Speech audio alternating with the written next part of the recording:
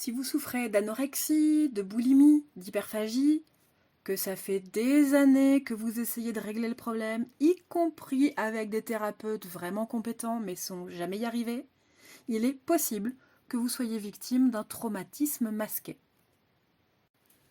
Contrairement au vieil adage, il arrive que la vie nous propose des événements bien au-dessus de nos moyens émotionnels.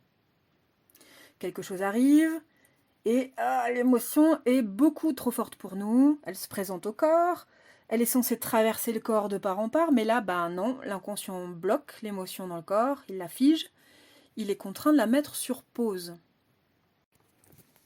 Bonjour, madame l'émotion, je suis l'inconscient de cet humain. Mon rôle est de faire en sorte de laisser traverser uniquement les émotions qu'il est capable de gérer. Uniquement les émotions qui peuvent traverser sans trop le perturber.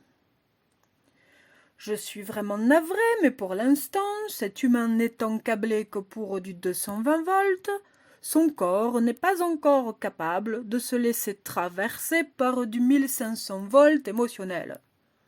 Je suis contrainte de vous faire patienter un peu, le temps pour lui de grandir en compétence. Soyez tranquille, lorsque celui-ci sera capable de se laisser traverser par du 1500 volts, je lui rappellerai ce qui lui est arrivé de choquant pour lui.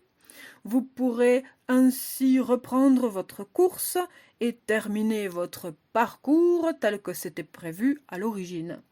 Cordialement, l'inconscient.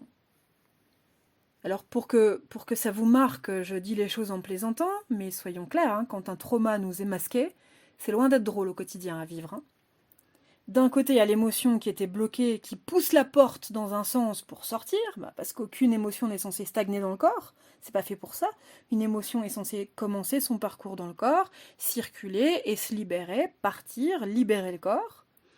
Et de l'autre, il y a l'inconscient qui met tout en œuvre pour que la porte reste fermée. Il y a de quoi se sentir tiraillé quand même. Ce que je suis en train de vous dire, c'est qu'un trouble du comportement alimentaire est rarement dû à des événements dont vous vous souvenez. Si l'inconscient vous amène encore aujourd'hui à vous gaver, à vous restreindre, s'il vous fait anormalement grossir ou maigrir, s'il vous maintient dans cette souffrance, c'est plutôt qu'il y a un événement dont vous ne vous souvenez pas consciemment, violent émotionnellement, et que votre capacité à gérer vos émotions n'est pas encore assez solide pour laisser ce souvenir réémerger en toute sécurité. Ce que je cherche à vous faire comprendre là, c'est que dans le cadre d'un trauma masqué, le trouble du comportement alimentaire sert à masquer cet événement originel.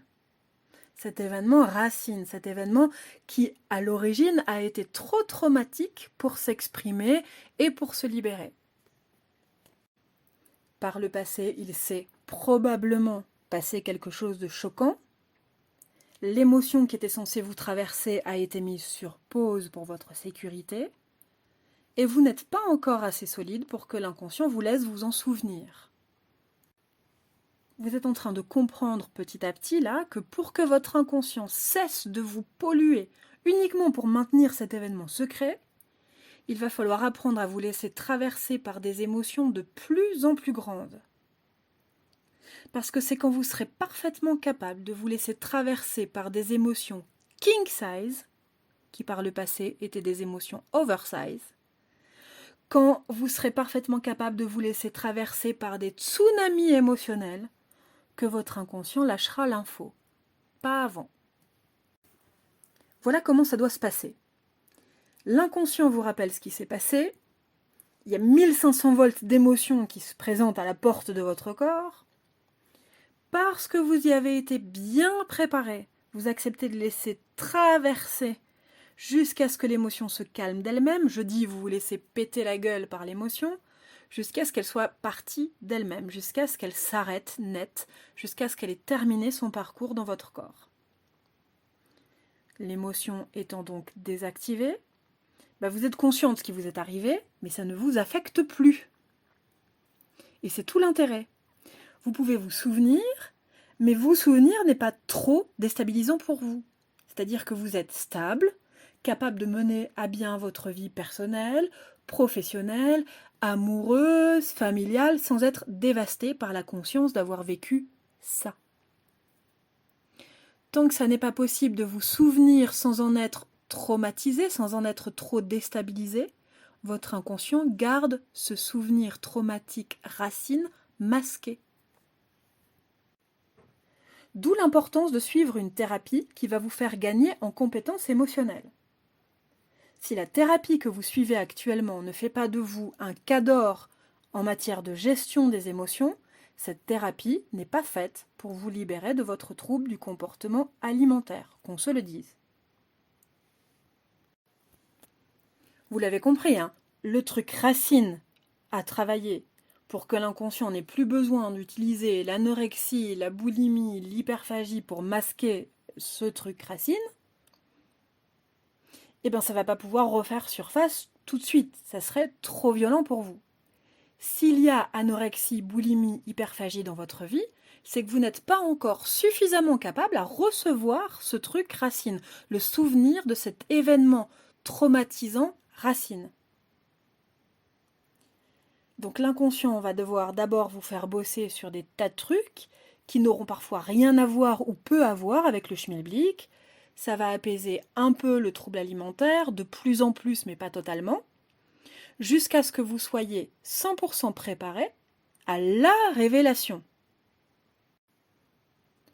Donc, dans le cadre d'un trauma masqué, plus vous bosserez sur de gros dossiers bien chargés en émotions en séance, plus tôt la séance de libération pourra avoir lieu. Tout ce que vous aurez entrepris par le passé n'aura certainement pas servi à rien, ça vous aura servi de préparation émotionnelle au travail de libération. Merci de m'avoir écouté, je m'appelle Barbara Verhaeghe, j'exerce le beau métier de psychothérapeute. J'accompagne tout particulièrement, vous l'aurez compris, les personnes qui souffrent de troubles du comportement alimentaire, quels qu'ils soient, anorexie, anorexie-boulimie, boulimie, hyperphagie, hyperphagie nocturne et j'en passe. Je me tiens à votre disposition. Si vous avez besoin d'informations sur les séances de psychothérapie active que je propose ou sur les programmes d'audio utiles que j'ai pu mettre en place, je vous donne toutes les informations en description de cette vidéo audio-vidéo. Et il me reste à vous souhaiter de très très belles traversées émotionnelles jusqu'à la libération. À bientôt.